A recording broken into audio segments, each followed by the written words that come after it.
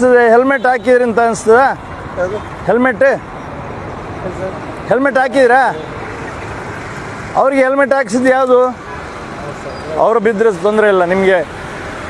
ಹಾಂ, ಅವ್ರಿಗೆ ಒಂದು ಒಳ್ಳೆ ಹೆಲ್ಮೆಟ್ ಹಾಗೆ ಕೊಡ್ಬೋದಲ್ಲ, ಹಾಕ್ಬೋದಿತ್ತಲ್ಲ. ಯಾಕೆ ಮಗು ಟ್ಯೂಷನ್ಗೆ ಬೊಬ್ಬೆ ಹಾಕಲಿ, ನಿಮ್ಮ ಸಂಸಾರ ನಿಮಗೆ ಒಟ್ಟಿಗೆ ಇರಬೇಕು ಅಂತ ಹೇಳುವಂಥ ವಿಚಾರ ಇದ್ದರೆ ನೋಡಿ, 1 ಲೀಟ್ರ್ ಪೆಟ್ರೋಲಿಗೆ 100 ರೂಪಾಯಿ ಇದೆ ಅಲ್ವಾ?